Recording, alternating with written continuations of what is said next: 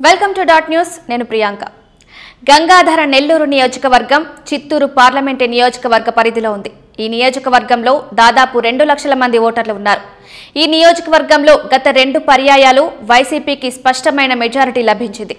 మరోసారి గంగాధర నెల్లూరు నియోజకవర్గంలో వైసీపీ తుఫాన్ రావడం ఖాయంగా కనిపిస్తోంది. ఎస్సీ రిజర్వ్డ్ నియోజకవర్గమైన గంగాధర నెల్లూరులో టీడీపీ క్రమక్రమంగా పట్టుకోల్పోతోంది. గత 2 పర్యాయాలు జరిగిన ఎన్నికల్లోనూ టీడీపీ భారీ మెజారిటీతో ఓడిపోవడం అందుకు అద్దం పడుతుంది.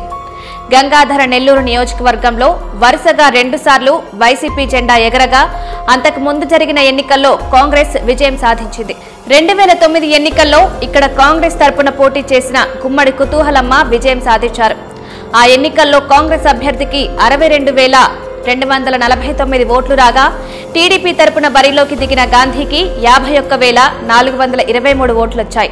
ఇక ఎన్నికల తర్వాత కుతూహలమ్మ టీడీపీ గూటికి చేరింది. ఆ తర్వాత ఎన్నికల్లో గాంధీకి హ్యాండ్ ఇచ్చిన టీడీపీ కుతూహలమ్మకు ఛాన్స్ ఇచ్చింది. 2014 ఎన్నికల్లో వైసీపీ పార్టీ ఎంట్రీతో రాజకీయ సమీకరణాలు పూర్తిగా మారిపోయాయి. వైసీపీ తరపున బరిలోకి దిగిన కె నారాయణస్వామి విజయం సాధించారు. కె నారాయణస్వామికి 84,538 ఓట్లు రాగా గుమ్మడి కుతూహలమ్మకు 63,973 ఓట్లు వచ్చాయి. 2019 ఎన్నికల్లోనూ కె నారాయణస్వామికి మరోసారి టికెట్ ఇచ్చారు జగన్. ఈ ఎన్నికల్లో నారాయణస్వామి ప్రభంజనం సృష్టించారు.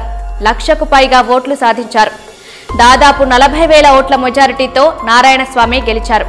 2019 ఎన్నికల్లో నారాయణస్వామికి 1,30,038 ఓట్లు రాగా టీడీపీ తరపున పోటీ చేసిన ఆనగంటి హరికృష్ణకు 57,444 ఓట్లు మాత్రమే వచ్చాయి. ఇప్పటికే గంగాధర నెల్లూరు వైసీపీ ఇన్ఛార్జిగా కె నారాయణస్వామిని నియమించారు జగన్. ప్రస్తుతం డిప్యూటీ సీఎంగా ఉన్న నారాయణస్వామికి ప్రజాబలం బాగానే ఉంది.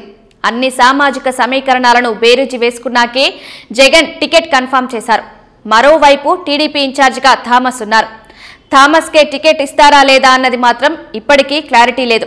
దీంతో ప్రస్తుత పరిస్థితులు కూడా గంగాధర నెల్లూరు నియోజకవర్గంలో ఆసక్తిగా మారాయి. టీడీపీ జనసేనతో పొత్తు పెట్టుకుంది. మరోవైపు బీజేపీతో పొత్తుకు ప్రయత్నాలు ముమ్మరం చేసింది. వైసీపీ మాత్రం ఒంటరిగానే బరిలోకి దిగింది. ఈ నేపథ్యంలోనే ప్రజలు ఎటువైపు మొగ్గు చూపుతారనేది ఆసక్తిగా మారింది. Please subscribe dot news.